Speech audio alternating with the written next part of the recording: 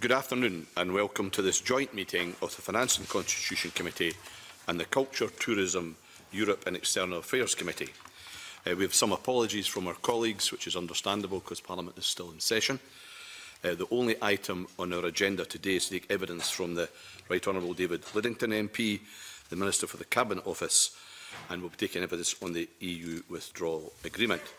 Minister, I think we can safely state that we're living in a time of high political stakes, but much more importantly at a time when perhaps the economic and social stakes have never been higher during our lifetimes.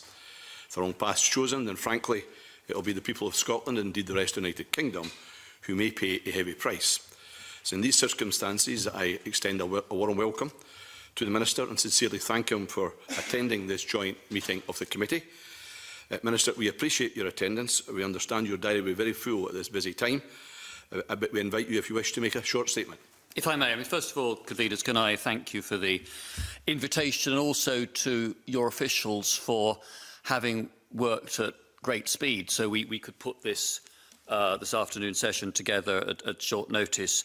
And could I also say to Jo McNaughton in particular that in preparing for this I became aware that she was overdue a response to a letter that she'd sent to me some while ago about UK ministers attending this. I can only apologise for that delay, but I hope that my presence here is an indication that there is not a reluctance on our part to come and give evidence.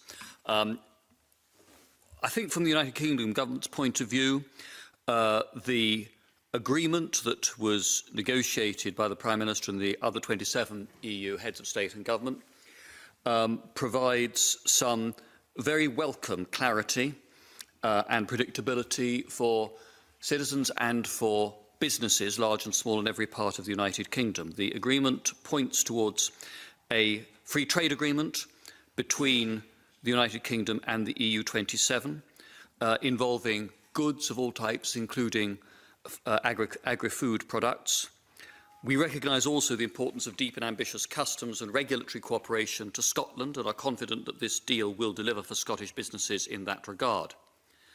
Financial services are clearly important to the Scottish economy, and I'm therefore pleased that under the arrangements set out in the political declaration, we will have a close relationship with the EU on services and investment. I believe that the deal delivers for Scottish fishermen in making the EU an independent coastal state, controlling access to fish in its waters. That means that the United Kingdom will decide who can fish in United Kingdom waters and how fishing takes place, putting us in the same position as Norway or Iceland. We'll be able to act independently to negotiate fishing quotas. The agreement guarantees that geographical indicators like Scotch whisky will be protected until a future economic relationship is put in place. And we've agreed comprehensive and close reciprocal law enforcement and judicial cooperation to keep people safe. Finally, conveners, in terms of the process that now faces us, I'm sure the committees will be aware that the United Kingdom Parliament will vote on this deal on the 11th of December. This is in line with what the European Parliament is entitled to under the treaties. It will be a vote to approve or to reject the withdrawal agreement and future framework, a yes or no vote. If Parliament votes against the withdrawal agreement, which includes the citizens' rights deal and the implementation period, then that agreement cannot legally be ratified. That is the product of the statute that was passed at Westminster earlier this year. In such an event, the government would be legally obliged to make a statement to Parliament on its proposed next steps and to table a motion in neutral terms on that statement. Thank you. Thank you, Minister. The first question will be from Joan McAlpine. Thank you very much, Convener. Good afternoon, Mr Lidington. The withdrawal agreement is 585 pages long and Scotland is not mentioned once. The political declaration is 26 pages long. Scotland is not mentioned once either, despite Scotland being the distinctive nation within the UK and the nation which voted Remain by 62%, the highest Remain vote within the UK. Can I ask, why are we being ignored?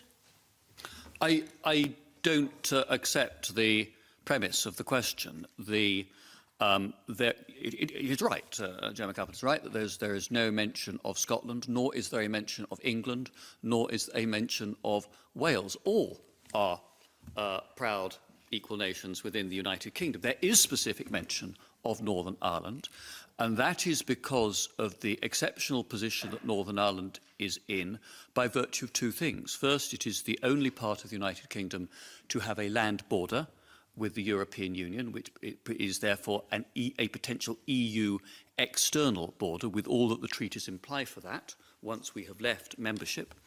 And secondly, because of the commitment of the United Kingdom government and all parties in the United Kingdom Parliament, and as far as I'm aware, the devolved parliaments and assemblies as well, to the Belfast Good Friday Agreement and the overriding importance of ensuring that all parts of that still fragile settlement and peace-building process are protected. Thank you. Do you happen to know how many other, apart from Northern Ireland, nations, regions, territories, if you like, that are part of the UK umbrella do mention in the withdrawal agreement? I've not gone through and made a count, but I know, I'm confident in what I said, that Scotland has been treated no differently from England or Wales in that regard. But there are actually 153 mentions of other territories, and they include the Channel Islands, the Isle of Man, Akrotiri and Cyprus. Tristan da Cunha gets a mention, so do the South Sandwich Islands, the British Antarctic Territory. Can you see why Scotland feels disrespected when the British Antarctic Territory gets a mention and we don't? We don't seem to be included at all. Not on a reasonable analysis, because Scotland, unlike the British Antarctic Territories or the British Indian Ocean Territory or the South Sandwich Islands, has members of Parliament elected in the United Kingdom, is a full part of the United Kingdom. Those other territories are not part of the United Kingdom.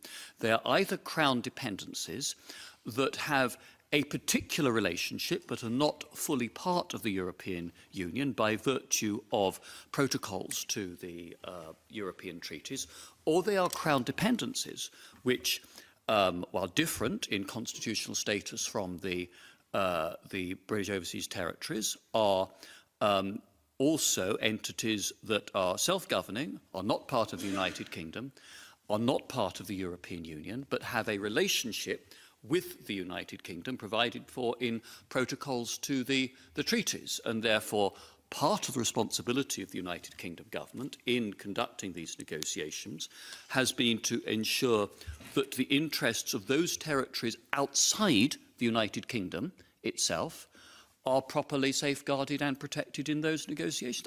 I honestly don't think that that is anything that should be seen as a threat to Scotland. In my experience, people in Scotland fully understand the need for the United Kingdom government to ensure the interests of the Isle of Man or Gibraltar are properly protected. Suggesting that that was the case. I was merely suggesting that people in Scotland had an expectation, indeed they were told that their wishes would be considered. For example, when the Prime Minister came to Scotland in July 2016, our coach actually said, "I'm willing to listen to options, and I've been very clear with the First Minister that I want the Scottish Government to be fully engaged in our discussion." Now, the Scottish Government has said that they have not been fully engaged at all. Scotland, this Parliament, voted for a compromise solution to remain within the single market, and we have been ignored again and again. And as a result of that, we're now looking at a deal which will result in the Scottish economy being damaged to the tune of £1,600 a year, which is the cost to each person per head of a free trade agreement.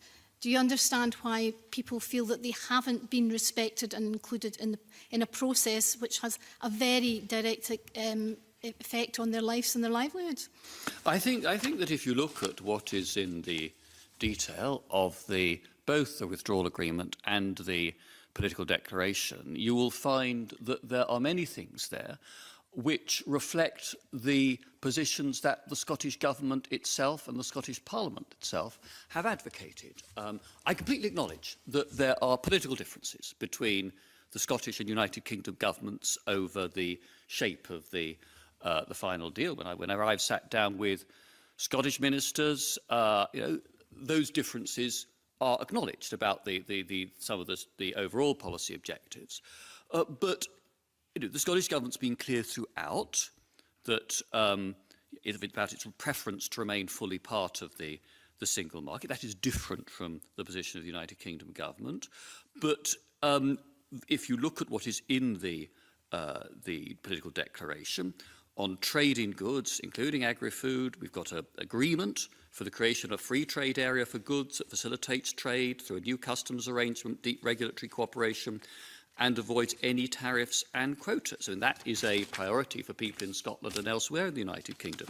If I look back at what was said in the publication 2 years ago of Scotland's place in Europe, that said it's important to ensure continuing participation in law enforcement, criminal law, and civil law measures. And there's a whole section in the political declaration about a future security partnership to enable strong operational capabilities to tackle serious crime and terrorism, swift and effective data exchange, fast-track surrender programmes, and continued close cooperation with Europol and Eurojust. The Scottish Government, in its publication, Scotland's Place in Europe, last month, no, I beg the committee's pardon, earlier this month, called for continued full participation in competitive EU funding programmes.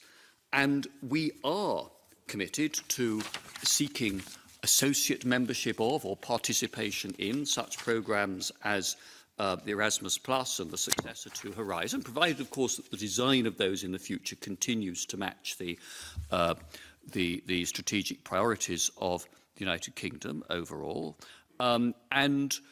We, of course, would be prepared to make an appropriate financial contribution to those programmes as part of the price for such participation. When I was talking about this with some of the professionals at Stirling University earlier today. I mean, they're very clear. This is what they wanted to see, and they hope that this was the outcome not just of the political declaration, but of the final partnership agreement too. It doesn't guarantee participation in those programmes, Erasmus, for example. Well, you can't guarantee things which would be the outcome of a negotiation which, in terms of the European treaties, cannot be commenced until we've actually left, as the committees will know. The treaties provide for member states to have particular rights and particular obligations. And the treaties also provide for the EU collectively to negotiate trade agreements and political cooperation agreements, scientific agreements with third countries.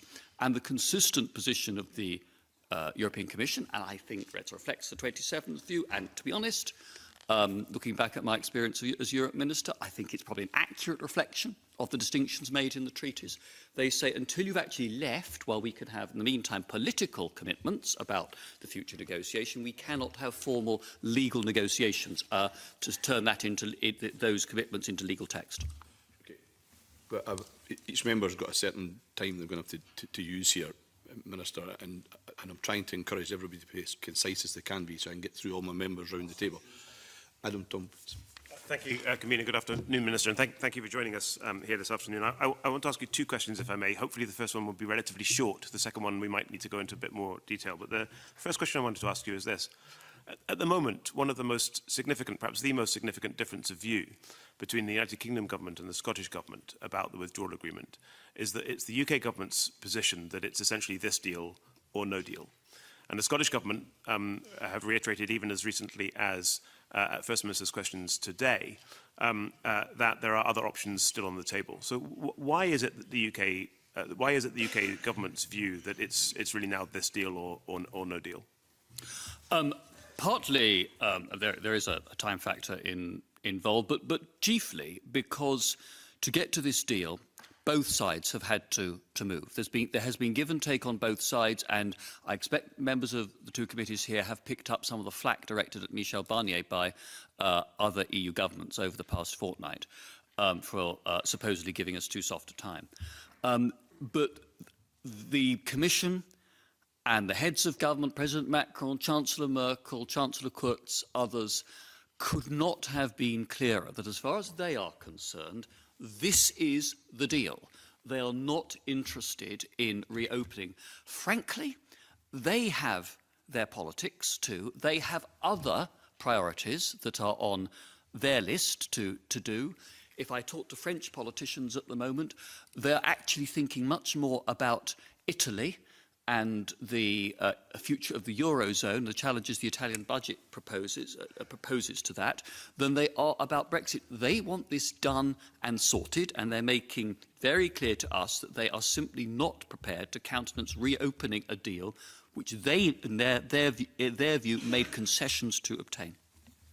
So it's not simply that it's the UK government's assertion that it's this deal or no deal. It's the UK government's reading of European politics, both in key member states of the European Union and in the European Union institutions themselves, that lead you to that view, that there is no room, there's no appetite, there is no space for any kind of renegotiation between now and Brexit Day. There's absolutely no appetite for this, and that has been true of both their public and private statements. They have other things to do. They need to sort out some of the challenges the Eurozone faces. They have to devise a future multi-annual budget for the European Union without the United Kingdom's contributions. Devising those budgets, when I was involved in that last time round, it took about 2.5 years. So they have to get on with that at pace. So they need this and want it sorted, and they need to move on. Thank you very much. I want to ask you about the Northern Ireland backstop. Now, as you'll appreciate, some of my colleagues around the table are of a nationalist persuasion. I'm not. I'm of a unionist persuasion, Minister. And you will know that there are a number of concerns within both Northern Irish unionism and Scottish unionism, and these two are very different sorts of unionism for all sorts of reasons. But there are concerns within Scottish unionism about the extent to which the Northern Ireland backstop, as provided for at length in the withdrawal agreement, will lead to a differentiated settlement for Northern Ireland on the one hand and the rest of the United Kingdom on the other, and that this is difficult from a unionist perspective. So, unionist to unionist, what can you say to me and to my unionist friends around the table that would reassure me that this is a deal that does not pose an unacceptable risk to the United Kingdom? First of all, nobody whatsoever in London, in Brussels, in Dublin, in any other capital, wants this to be used. They want it to be an insurance policy that is there just in case. And my conversations with the Taoiseach and the Taoiseach, they have both been absolutely clear on this point. But this all derives from the political and the genuine security significance of the Northern Ireland, Republic of Ireland border. And certainly if one listens to what the Chief Constable of the Northern Ireland Police Service, George Hamilton, has said repeatedly, he is deeply alarmed about any prospect of there being the need for any kind of border checks or infrastructure at all. But the Irish government could not have been clearer to me and in public that they want this not to be used. They want to go quickly to a UK-EU trading relationship that obviates any need for the backstop. And if it were ever needed, they want it in place for as short a time as possible. And I can happily go into the reasons, if the committee's wish, why I believe that the 27 have every incentive not to try to keep the backstop going. Sorry to cut across you. I mean, I fully accept that it is the stated intention that it's there as a not just a backstop, but a kind of long stop insurance policy. But just for the sake of argument, let's assume that it does come into force. Now, as I understand it, the backstop will require, as a matter of binding European law, Northern Ireland to continue to adhere to a number of provisions of single market law with regard to goods. If the rest of the United Kingdom is not required during that period to adhere to those provisions of single market law with regard to goods, isn't there going to be regulatory divergence between Northern Ireland and the rest of the United Kingdom that would have the effect of risking the integrity of the UK's internal market? I understand the point. First thing I'd say is that for many months the EU position was that only Northern Ireland's specific arrangement on both customs and regulatory alignment was obtainable, that a UK-wide one was just not negotiable. It's only been in the last month that they have conceded the point on customs. And we were clear from February, when the Commission published its draft protocol, that we could never accept that and didn't believe any British government could accept the division of the United Kingdom into more than one customs territory. Now, they've conceded that. On regulations, as Professor Tompkins knows, there are already areas in which Northern Ireland diverges from Great Britain. Livestock is one, the island of Ireland being a single epidemiological area. Electricity is another because of the single electricity market across the border. What we have sought to do in the negotiation is to minimise any of the risks of the kind Professor Tompkins alludes to the bare minimum necessary to ensure that that backstop that insurance policy is there for the sake of the peace-building process in Northern Ireland, and that the experience of ordinary businesses on either side of the Irish Sea should be pretty much exactly as it is now. So to take livestock, for example, EU law would indeed require, in those circumstances, more intensive livestock inspections than are already currently carried out. The principle is already there in the current arrangements. It still all have to go through the Port of Larne, as now. But the Commission's already signalled that it wants a veterinary agreement. The veterinary agreement New Zealand has with the European Union has reduced the number of livestock imports to the EU from that country to just 1% of the total. So there are tried and trusted ways to make this a minimalist burden. When it comes to regulatory checks on industrial goods, there are several things I can say, I think, to give comfort. Yeah, I will try and be very brief. First of all, any checks would be only on the market, and so things like trading standards officers, nothing at the borders, carried out through normal market surveillance mechanisms by UK officials within Great Britain. Secondly, we as a government have given a guarantee that we would seek, if the backstop were ever used as a temporary measure, we would seek to align GB with Northern Ireland so that they had the assurance that there would not be that diversion or any risk to the single market. Unless anyone misunderstands, we accept that would mean some conversations with devolved governments in Wales and Scotland as well. Thank you very much. Okay, listen, I've allowed a bit of latitude at the beginning because I knew that was inevitably going to be the process, but I'll need to try to make this a bit sharper if I'm going to get through everybody. Neil Finlay. Thanks, Convener. I know Mr Tompkins said that there was nationalists and unionists round the table. I'd remind him there's also socialists round the table. Indeed, I think he may have been one in a previous life. This deal appears to be going absolutely nowhere. The opposition parties, all of them in the House of Commons, are opposed, including your former chums, now the estranged DUP. The ERG are never going to accept this. And some of, let me call them, your more rational backbenchers are not going to accept this either. So it looks as though, in the eyes of the government, we are heading for no deal. And that would mean, given the Treasury's analysis, over 9% reduction in economic activity, the end of security arrangements, a hard border in Northern Ireland, and all the rest that goes with it. Do you seriously think that the British people are going to accept that? I believe that a no deal would be seriously damaging to the UK economy and UK interests. It is certainly no part of the government's objectives. We nevertheless have to plan against that risk, not least because it isn't just Westminster that has to vote on this, it's the European Parliament as well.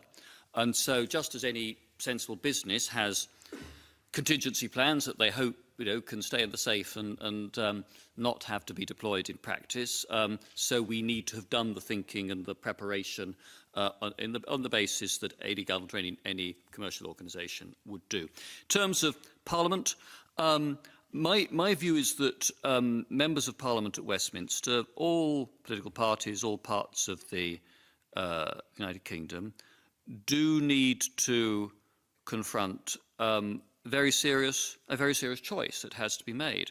The message I have had overwhelmingly from businesses in my own constituency, different parts of the UK, I was picking it up again in Scotland today, is, for goodness sake, get on and get this done. We want government to be focusing upon other important domestic political and policy priorities. And business wants the clarity and certainty of the implementation period and the approach to free trade agreement and other forms of cooperation that are spelled out in the political declaration. And I think the one thing that is certain about a vote in Westminster to reject this deal would be that there would be continued and acute uncertainty, because you certainly have some people campaigning to say head for no deal. You'd have others campaigning to say let's reverse the 2016 result altogether.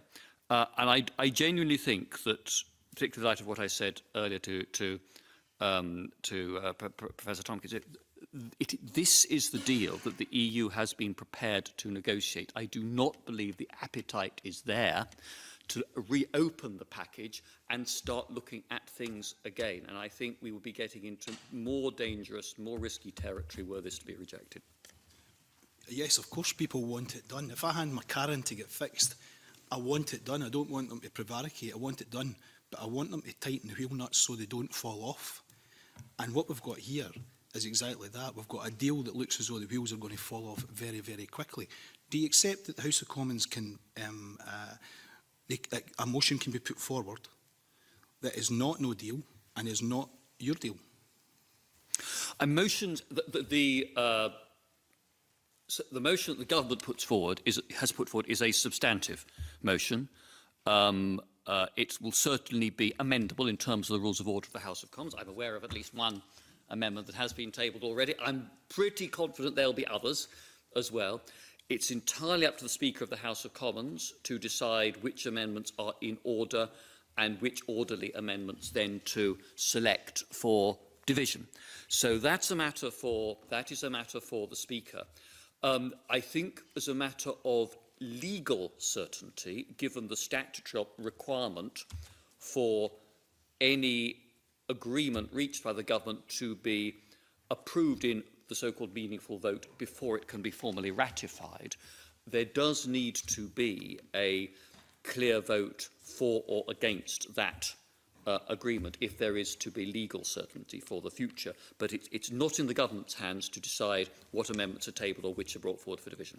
So you said you're preparing for every scenario. So if the deal is rejected and the Commons does vote for an amendment that says we want another deal, what are you preparing? What have you got prepared? What have you got prepared in that scenario? Well, as I said in my introductory remarks, the government already is subject to a statutory obligation, certainly in the event of it looking like no deal, to come forward with a statement and a set of proposals to Parliament about what it considered to be the way forward. But I think so far none of the amendments that I have seen either published or bruited is actually putting forward a clear alternative to what the government has placed on the table. No sort of rival proposition has yet provided evidence that what they want is something that the other 27 countries are remotely prepared to countenance. But I'm afraid you're out of time on that particular situation. Patrick Harvey, please. Thank you very much. Good afternoon. Thanks for coming. I have to say that I speak to more people who want this not to be done than who just want it done. But that aside, the UK government, in acknowledging the economic hit that is likely from the various scenarios, generally falls back on the argument, well, this is what people have voted for. People have made their decision back in 2016, and if the choice is between being much poorer and being slightly poorer, the democratic mandate is still there. And there clearly were majorities in England and in Wales for leaving. The overwhelming majority in Scotland was for Remain. Northern Ireland voted Remain as well, but at least it gets something that it needs, a specific set of mechanisms to look after its needs. Scotland, of the 4 nations within the UK, remains undeniably the only one of the 4 which gets neither what it needs nor what it wants.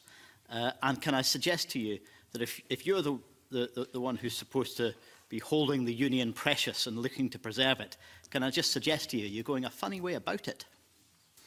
Well, I think in my earlier answer to Joe McAlpin, I listed a number of the ways in which what is in the agreement does provide the very things that the Scottish Government and the Scottish Parliament have been calling for.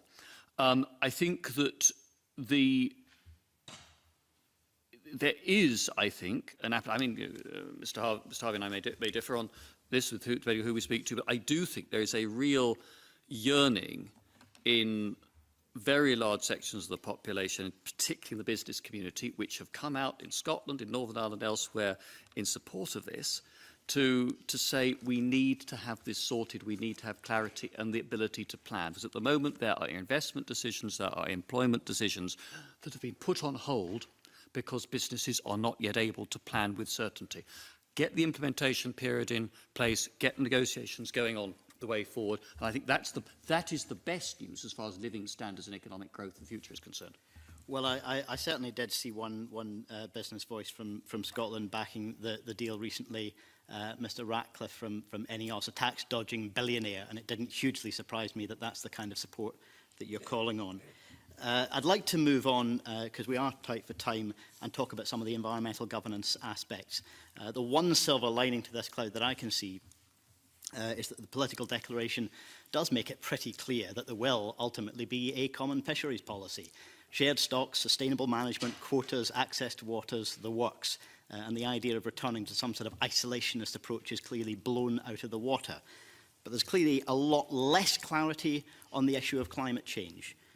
Paragraph 72 of the political declaration says the parties should consider cooperation on carbon pricing by linking a United Kingdom national greenhouse gas emission trading system with the EU's ETS.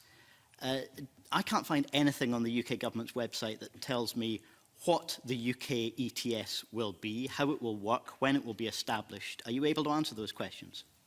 No, this will be part of the negotiation. I'd actually reject Mr. Harvey's description of the proposed fisheries arrangements in the political declaration. It's very clear, the language says expressly that the United Kingdom will be an independent coastal state. That means we will have the rights and responsibilities of a country like Iceland or like Norway. On climate change, let's not forget that there are UK-wide statutory obligations already on the government to ensure that we continue to reduce our carbon emissions at speed. And we have a pretty good record, if you look overall, compared with most other developed economies. We need to do more on that.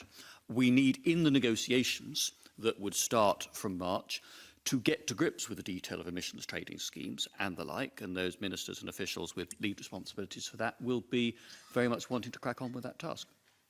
The political political declaration has been negotiated already. You must have some idea that the mechanism that you're proposing, a UK ETS, is deliverable and have some notion of what it will look like. Can you at least guarantee that it won't be based on the UK ETS that preceded the EU ETS, which wasn't even mandatory?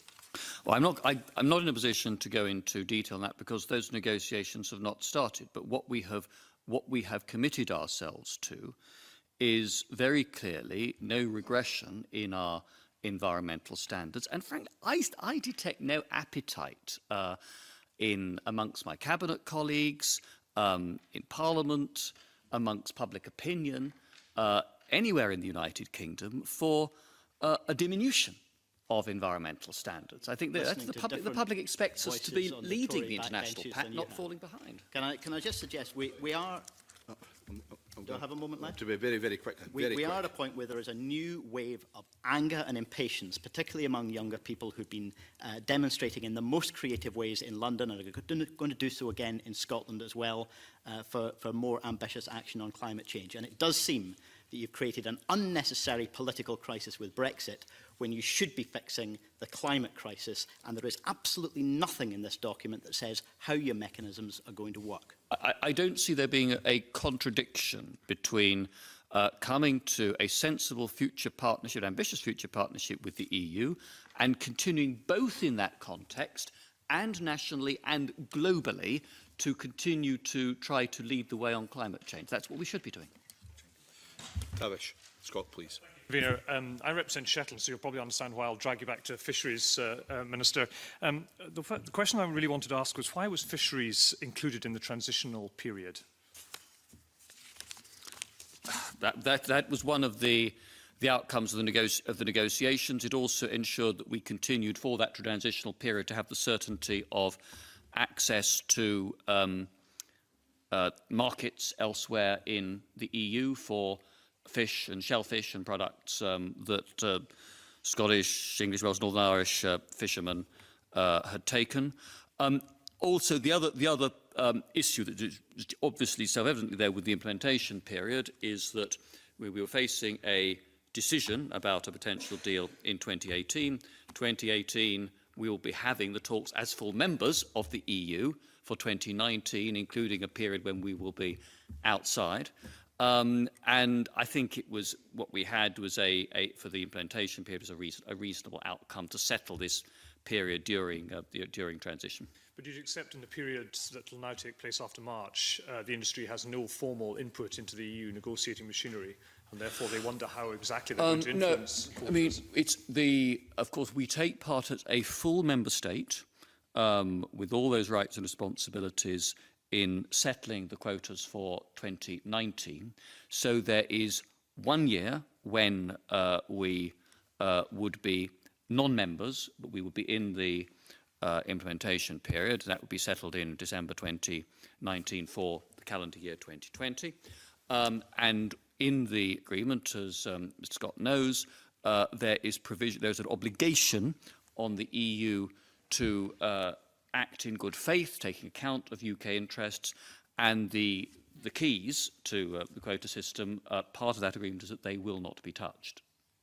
Okay, so in the Prime Minister's letter published this week, it says at the end of the transition period, if no fisheries agreement is in place, no EU country's fishing fleet will have access to our waters. Now, I'm sure you're aware 2/3 of fish landed in the United Kingdom goes into Europe. Where do you think it'll go if it can't go to Europe? I think what we're making clear is that both sides have an interest in coming to a fisheries agreement, with us as an independent coastal state at that stage, and the EU as an important commercial partner. And that would be in line with how Norway or Iceland operate in their relationships with the European Union. But I think that this indicates why, one of the reasons why, for example, the backstop, let alone any prolonged backstop, is actually not in the interests of the EU 27. Because if we were in the backstop and there was no fisheries agreement in place, they would lose straight away any legal entitlement to fish in UK waters. Now, it's always been the case, the fish migrate between jurisdictions, you have stocks that straddle jurisdictions. So the sensible thing is for us to sit down as a very big player in the sort of North Sea, Atlantic fisheries areas to talk with our neighbours about access arrangements and access to markets for fish and shellfish. That is the way other independent coastal states go about it. What you've described, is it not, is a direct linkage between access to waters and access to markets? Or I said fisheries. What has caused a furore in the last week is the suggestion from President Macron that the question of access to waters should be linked to access to trading markets generally in all sectors. Now, this is something on which the Commission made concessions during the negotiation, because if you look back at the wording of their mandate last spring, they were saying that the mandate said future UK access to the EU market per se, not just fish, has to be linked to access to UK waters. We dug in and we said, no, that's not how independent coastal states operate. And in any other EU third country agreement, those issues are distinct. Trade is separate from access to waters. And so that remains our position. And the EU agreed not to push that in the final negotiation. Thank you. One final question on trade. Convener, the Scottish Salmon Farmers Producers Organisation, worth £600 million to the Scottish economy every year in terms of exports, said last week, in terms of the political agreement, that by coupling aquaculture with future catch fish quotas, the document raises the prospect of tariffs being imposed on exports of farm fish. That would be calamitous news for a very important Scottish industry. What's the government's response to that? It's certainly not something that we would want, and that's why the fact that the political declaration looks forward to tariff-free trade is something that is very welcome. And certainly, I mean, I'm very well aware of the importance of exports of salmon for the Scottish economy and in particular for Highlands and Islands, and that would be a very considerable priority for UK negotiators. Thank you. Thank you for the sharp, snappy questions, Tavish. That was very helpful. Tom Arthur. Good afternoon, Minister, and thank you for joining us. I would like to focus my questioning on the future trade agreement with reference to the context that will take place in as a consequence of the withdrawal agreement. Clearly, there are particular pressures that the UK will face in negotiating, given that to achieve an independent customs policy will ultimately require the European Union to agree a deal with the United Kingdom. But more specifically, there are some time pressures which I wish to explore. The withdrawal agreement stipulates that a decision on extending the transition period is required before July 1st, 2020. And due to the EU political calendar, and as you acknowledged, other pressing commitments in Europe, substantive negotiations between the UK and the EU cannot effectively commence until the autumn of 2019. Given the Prime Minister's stated goal of not wishing to invoke an extension to the transition period, this leaves approximately 8 months for the substantive negotiations on the future trade deal between the UK and the European Union to take place. And these negotiations are to be based on the 26-page non-binding political declaration. Now, for context, at the time of the EU referendum, the EU's most ambitious trade deal was a comprehensive economic and trade agreement with Canada. Incidentally, Minister, do you know how long that agreement took to negotiate? Yeah. So you'll appreciate that it took 7 years. Yes. To negotiate, and a further year to provisional implementation, and it runs to over 1,600 pages, nearly 3 times the length of the withdrawal agreement. Minister, how long will it take the UK to negotiate a trade deal with the European Union? Depends on the degree of political will on both sides to achieve that, but I'm relatively optimistic for a number of reasons. First, I think that Ms Arthur has been too pessimistic in saying that substantive negotiations can't start until the new Commission is in place next autumn sometime. The writing instructions have now been given. There is absolutely no reason why preparatory work should not commence. Indeed, as the committee will know. Tim, can you give me an estimate of how many months or years? I think it is quite possible, just as we turned the... Are you unable to give me an answer as to how many years it will take to negotiate? I'm trying to give you an answer. It's a bit like a John Humphreys interview at times. We turned the declaration of the European Council last December into a nearly 600-page legal text within less than a year. We have till the end of 2020 to get the economic agreement in particular in place. We start, unlike Canada, from a position where we are in complete conformity with EU standards and EU regulations, and furthermore have imported the acquis onto a United Kingdom legal basis by virtue of the Withdrawal Act. So unlike CETA, or unlike the association agreement with Ukraine, we do not have to go through this immense process of working out the degree and speed of alignment. We're starting from complete alignment. So I think that can be done, and the EU has a tried and trusted practice of provisional application once agreement has been reached before even formal ratification. I appreciate the very circuitous way to say I don't know. Since the referendum, the EU has completed further negotiations, including the EU-Japan Economic Partnership. This took 4 years to negotiate and is still awaiting implementation. Britain's former ambassador to the European Union, Sir Ivan Rogers, said it could take up to 10 years to negotiate a post-Brexit EU trade deal. Now, let me put a very specific question to you, Mr Lidington. Businesses in my constituency who export to the EU, will they have to, can you guarantee here today that they will not have to pay additional tariffs after 2021? I can't speak for 27 other national governments. What I can point to is the fact that those governments, each of them, has agreed to set themselves the objective of doing this comprehensively by the end of 2020. Well, I can't get another question in, I'm afraid, in these circumstances. Murdo, Fraser. Thank you, Convener. Good afternoon, Minister. I wonder if I could follow on from the questions Adam Tompkins asked around the Northern Irish backstop. One of the concerns that the Scottish Government has raised is that in the event of the backstop applying, that would leave Northern Ireland in a situation where it was in the single market for the EU single market for goods, but Scotland and the rest of Great Britain would not be. And the Scottish Government has expressed a concern that that would then give businesses in Northern Ireland a competitive advantage over businesses in Scotland. Can you tell us what the UK Government's view is on that concern? I think that, I mean, first of all, I'd again say the clear intention of all sides is that this is not used, and if it's used, it's for a short time as possible.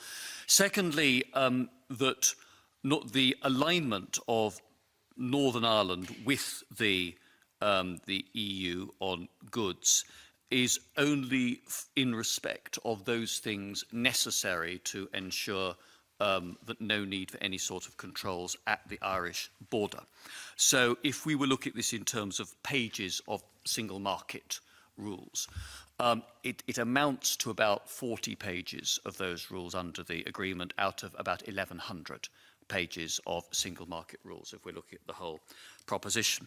I think in practical terms, the degree of difference between businesses in Scotland and businesses in Northern Ireland will be marginal. I think where Northern Ireland businesses could well have an advantage is sales within the island of Ireland, because then, and I think that has certainly caused a few complaints south of the Irish border. We're not expecting businesses in Scotland to relocate to Northern Ireland to take advantage of this, nor would we expect that investors coming into the UK would favour Northern Ireland over Scotland. And I wonder if given the views of Scottish business on this, and contrary to Mr Harvey, you know, we know quite well what Scottish business thinks around what's proposed. Scottish business is very clear that they want to see the deal proposed by the UK government go through. They may well have reservations about it, but overwhelmingly the voice of Scottish business believes that should be supported. Have any of these voices in Scottish business expressed a concern to you or the UK government about a competitive disadvantage Scotland might be in the event that Northern Ireland, because of the backstop, remains in the single market for goods? No, what I've had from Scottish business is clarity that they want the UK-wide single market protected. They know that Scottish exports, if one terms them that to the rest of the UK, about 4 times the value of those to the other 27 countries of the European Union. But no, the appetite I find from Scottish business in all sectors is please get on, do this. We need the ability to plan with some confidence for the future. Okay, thank you. Thank you very much, Murdo. Angela Constance. Thank you very much, Convener. It seems to me, Minister, that this deal is designed to achieve one thing and one thing only, and that's end the freedom of movement, apparently, once and for all, not something that we've asked for in this Parliament. So, can I ask you specifically, sir, do you know what percentage of Scotland's population growth over the next 25 years will come from migration? Well, I think one would have to have a degree of caution about predicting 25 years ahead, but while I haven't got the figure immediately to mind, I've certainly been told by Scottish ministers that it is significant, and there's a particular issue for Highlands and Islands, which I appreciate. Okay. Well, it's actually 100%. So our population growth over the next 25 years is reliant entirely on migration. So if I could also press you further, do you know by what percentage Scotland's working age population would decline by without EU migration? Well, I think the premise behind the question is that there would be no migration at all. Of course, the UK government is preparing a white paper on future migration policy that will spell out the approach that we plan to take. That would be in addition to the proposals for a specific migration partnership that are included in the political declaration on the future relationship.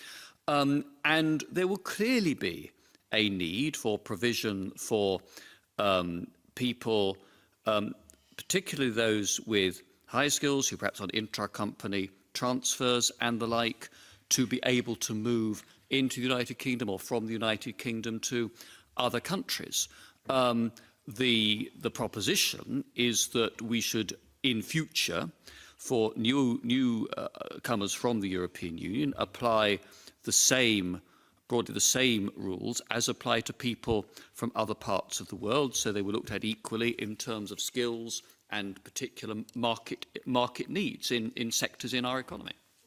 So what we are sure of, given your answer, Mr Lidington, is that it all seems rather uncertain, because what we know that without EU migration, Scotland's working age population will decline by 3%. And I wonder, do you think that will have a positive or a negative impact on Scotland's public finances?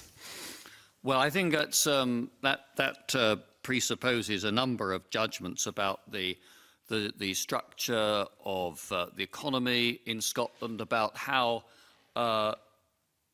Scottish governments now and in the future can make Scotland a more attractive place for inward investment and employment, and provide incentives for people to come in. But I think there's no avoiding the fact that free movement of people was the prime, one of the prime reasons why a majority in the UK as a whole voted to leave in 2016. So I think there's no avoiding that reality. Forgive me if I just stop you there. Bearing in mind you're giving evidence to a parliament in a country that voted 62% to remain, and bearing in mind that you're also giving evidence to the Finance Committee here today in Scotland's Parliament that has thoroughly explored the demographic risks to Scotland's budget, given that everybody knows that population growth is a driver for economic growth, and that the funding of public services in Scotland is dependent on economic growth in a way that's not the case in terms of how regions in England are funded. And without migration, we can't grow our working age population. So why on earth would we support a deal that seeks to end freedom of movement once and for all?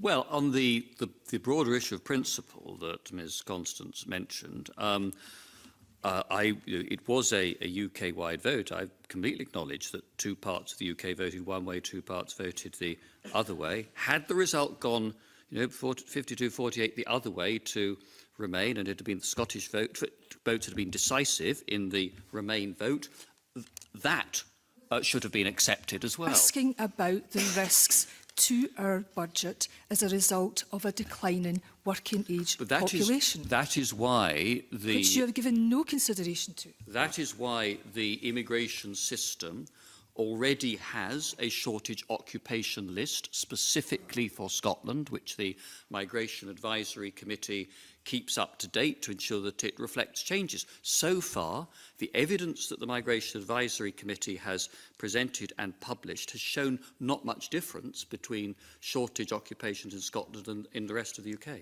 But they conceded that they didn't do any modelling for Scotland. I know you don't want to move on, but I'm going to have to move on to James Kelly if I'm going to get through this process. Thank you, Convener. Good afternoon, Minister. Minister, we heard yesterday from your colleague, the Chancellor of the Exchequer, Philip Hammond, that the consequence of this agreement being implemented would result in the UK economy being smaller.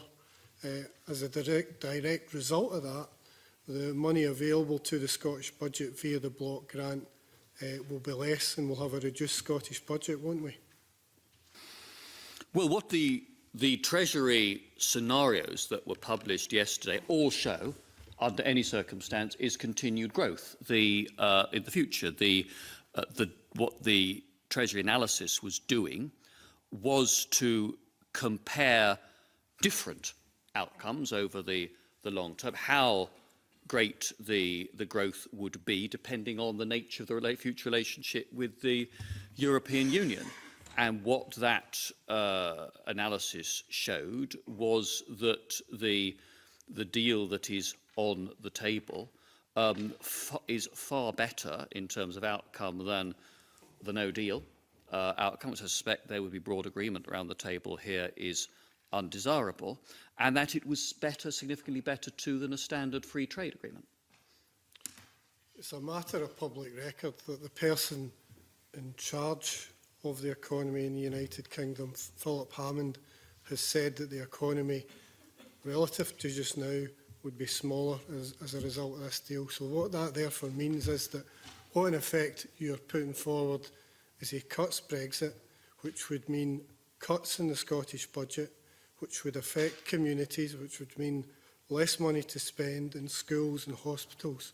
So can I ask you, Minister, when MSPs come to consider and debate this deal in the Scottish Parliament next week, why should we give our support to a deal which will make our communities worse off? Well, because nothing of what Philip Hammond said yesterday, nothing that's in the Treasury documents that were published yesterday, suggested that people would be poorer than they are today. What they were looking at is the relative outturn, depending upon different scenarios, and leaving completely aside the questions of whether UK policy, or for that matter EU policies, might change in a way that reflected the comparative competitiveness of us on the one hand and the EU on the other. It was an attempt through analysis to isolate the economic impact of different scenarios in terms of our future relationship with the EU, and that produced. I mean, I'm somebody who, campaigned for Remain 2 years ago. I mean, I was out of the doorstep arguing that economically that was the better thing, but that decision was taken within the UK in 2016, and people, when they voted, took account, yes, of the economic arguments, but they took account of other arguments about sovereignty, about control of laws and so on in coming to their decision. And if, as I do, you accept that that was, even though narrow, it was a decisive outcome and a vast turnout, then it seems to me we should be seeking an outcome now that both honours that democratic verdict, but also does the maximum possible to promote growth and protect jobs and investment in the whole of our country. I'm not arguing about the referendum result. What I'm saying is that as a consequence of that, you are putting a deal on the table which will make people in the communities that we represent worse off. So why, in all honesty, can you say to us that we should support that? I'm saying look at the Treasury analysis, and if you accept, as I take from the question that Mr Kelly does, the outcome of the referendum, then the question is, what is the best available membership outside, for partnership outside membership of the European Union? And what the Treasury analysis shows is that compared with those alternatives, this deal is very attractive indeed. Thank you, James. Willie Coffey. Thank you very much, Convener. Just continuing on the same theme, Mr Lidington. I mean, we're taking a hell of a hammering, though, surely, to hit rock bottom, to then begin to improve, as you say. The Chancellor himself said that every outcome makes everyone worse off. Do you accept that, or do you deny that that's the case? What the phrase you're referring to is when he was talking about outcomes outside the EU compared with continued membership of the EU. But also, the Chancellor also said very plainly that he accepts the democratic legitimacy of the decision that was taken in 2016. So, given that verdict, we have to plan for the best form of partnership with countries that are going to remain our neighbours, friends, allies, key trading partners for as far ahead in the future I can possibly predict. The best way for the economy of all parts of the United Kingdom and for all sectors of UK business. And that, I think, is the merit of what the Prime Minister has managed to negotiate. It has meant concessions both from the EU and from us, from our starting positions. As in any negotiation, it is a compromise, but I think it's a decent compromise that both the 52% and the 48% across the UK should be able to get behind. But do you recognise the figure, though? Independent experts have put a figure on this. It could be £100 billion a year by the end of the 15-year period, after Brexit. Do you recognise that figure is there? I've seen a number of different figures. It depends very much on the assumptions that are made. I know that in some of the research that the Scottish Government has published, just as in the work that the Treasury has done, the work the Bank of England has done, there are notes explaining those assumptions, and one has to look at those assumptions before coming to a judgment on those. I think what the Treasury analysis has done is to set out a series of studies trying to isolate the impact of leaving the EU without taking account of other possible variables that contribute to economic performance and growth. And in reality, it will be in large part in our own hands. It'll be the policies of the UK government, the policies of the Scottish government, the policies of the Welsh government that will determine the prosperity of the people we represent in the future. How long do you think it will take us to make up that kind of deficit, £100 billion a year? Surely to goodness. Well, I don't necessarily accept those figures without testing the assumptions. But what I'm saying is, if you accept the democratic verdict of 2016, then the evidence suggests, on the basis of the Treasury analysis, that the deal that we have on the table is one that delivers well compared with the alternatives that are available and possible, and are not some sort of fantasy of having all the benefits of EU membership without any of the obligations that go with EU membership. Okay, could I ask you, is it still the UK government's position to support the Tallinn Declaration that it signed in October 2017? Which declaration? Tallinn Declaration in 2017. Your government signed it. Mr. Coffey will need to give me a bit more on that. It's basically a commitment to remain within the digital single market. Digital single market. We remain of the view, we're committed in the political declaration to a close partnership on this. We're committed to new and specific arrangements on digital, covering a wide range of areas, including e-commerce, telecoms, and emerging technologies. And we've agreed to specific arrangements compared with the outline political declaration on telecommunications services so that we get fair and equal access to networks and services in both jurisdictions. Broadcasting is not covered in the political declaration, but it's not specifically excluded or carved out either. And that carve-out would usually be the case in EU external trade agreements. So, we would be formally outside the EU single market arrangement, so we would not be obliged to follow every new regulation or directive from the EU, but we are seeking urgently, for example, an equivalence decision on data transfer, because that's clearly vital to both businesses and public services on both sides of the channel. I've no reason to think that a good sort of digital partnership with other EU countries is unattainable. I think it's in everybody's interest to have that. Further, Willie, but I'm afraid if I'm going to make this, and I might just about to do it for snappy, Jamie Green.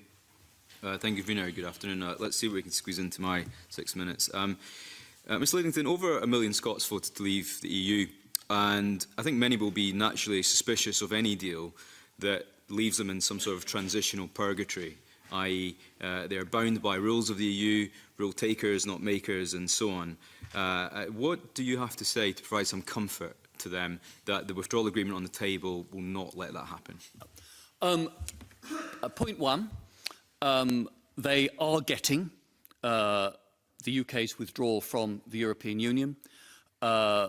the restoration, repatriation, how one terms it, of national control over lawmaking in this country. There will be an end to the automatic free movement of people under the European treaties. There will be an end to the system of annual budget payments in line with a formula agreed as part of the EU membership. There will be, under the proposed deal, a 2-year transitional arrangement, and I think the reassurance to people who supported leave is that that is important for businesses large and small, so that they have time to plan and adjust, and they're not faced with the turbulence of perhaps changing regulatory arrangements at least twice during the course of a very short period of time. We really want to minimise the times when business has to change its regulatory compliance arrangements. Then I think if we're looking at the backstop, I think the assurance is that the political commitments that the others have given, that they not to bring this into effect, or if it's there to end it as rapidly as possible, is backed up by what's in their interest. From their point of view, the 27 see the backstop as giving the United Kingdom unbalanced, unfair access, tariff-free, to their markets and quota-free, without paying into the budget each year, without free movement, without shouldering all the obligations of membership. That's why Barnier has been criticised in quite a number of European capitals in the last 2 weeks. Secondly, the Irish in particular see East-West trade as much more valuable economically than North-South trade. North-South is hugely important politically, but East-West is much more valuable. Therefore, they need Holyhead, Fishguard, Pembroke to be sorted out, not just the Irish border, and that can only come with the future partnership and ending any backstop arrangement. Third, the Commission has always been clear that legally they cannot erect a future partnership on the basis of a withdrawal agreement under Article 50. Because, as I said earlier, they can only have a partnership agreement with a third country once it has left. Therefore, they know that with any year that passes when we're in the backstop, the legal risk to them of a successful challenge, for example, from a business in the south of Ireland that's in the Republic that says our neighbour 10 miles north in the border has an unfair advantage over us, that legal risk increases. So there are very good reasons to reassure people who voted leave that they will be getting what they want, that they shouldn't fear being locked into the backstop semi-permanently, and we should have good reasons for taking the EU27 at their word on that. If I could pick you up on the point around the fact that so many people are asking for a transition period, and it appears that the withdrawal period offers that. Isn't it the reality, though? And I think there needs to be a bit of a reality check around all of this, that what will happen after the 29th of March next year is one of two things. We will either enter into transition period, as is proposed in the withdrawal agreement, or we leave with no deal and overnight become a third country. Now, the evidence that we've taken on numerous committees and numerous meetings is that no deal would be disastrous for all parts of the UK, and we need that transition period. The CBI, the FSB, the NFU, the IOD, all these organisations are telling us that. Well, I'm inclined to listen to them. Why do you think so many politicians won't? I mean, it's a question that individual politicians will have to answer. I think amongst some politicians, there is still a lot of wishful thinking that the 27 are somehow going to go back and change the deal that they have worked very hard and made concessions to negotiate, and which hasn't been easy in terms of compromise amongst themselves either. Let's not forget getting 27 countries to agree on a common proposition is far from straightforward.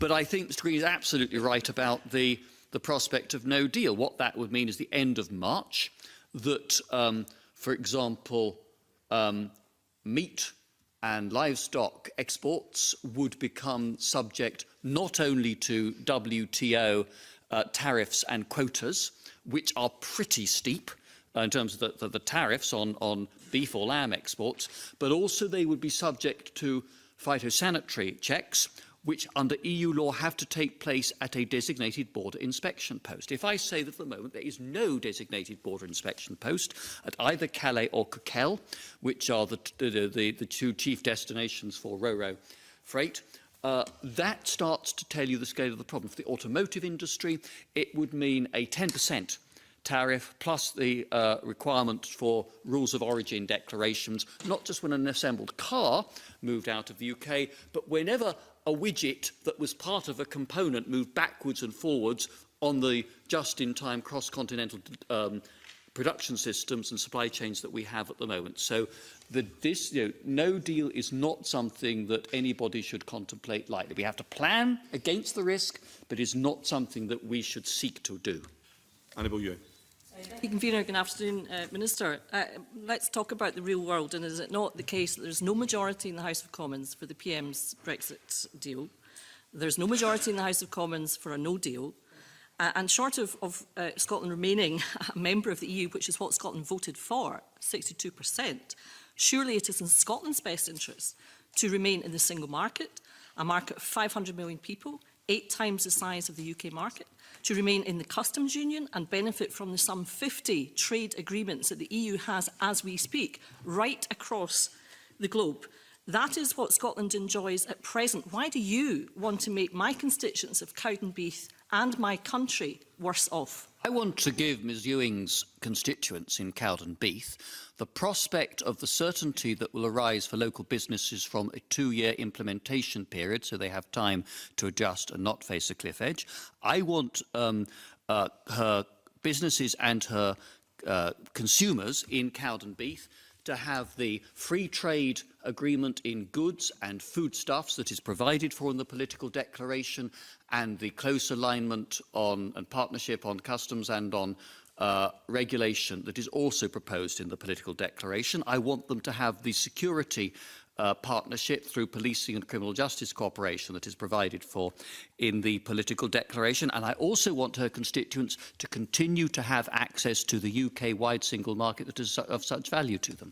Can I just say on the issue of the 2-year period, the idea that there would be certainty after 2 years, that is risible. I mean, you know, it is risible. We've heard comments about the time it will take to negotiate a deal. But, I mean, aside from the disappointing reply, I suppose it is a predictable reply to what we've heard from the outside, I suppose. But, I mean, is it not just the case, Minister, that your Brexit deal is going down and that the UK government has no plan B in place as we speak? I think that what is clear is that there is no proposition on offer from those who've expressed opposition to the Prime Minister's deal that is likely to be negotiable or to be realistic or to be better in terms of outcome than the one that we have on the table. And I think that I remain much more optimistic about the timescale because unlike Canada or Japan or Ukraine or Moldova or Singapore, we start from a position of complete alignment with conformity with EU rules and standards. And that therefore makes it much easier to define where any difference might be agreed. We're not starting from scratch, trying to decide the nature and scope of any alignment. Well, I mean, all evidence suggests that a 2-year period to negotiate a trade deal with the EU is completely unrealistic. But if that's your fantasy position, then that's fine. Can I just say the better outcome for Scotland and indeed the entire United Kingdom is surely to stay in the single market and in the customs union.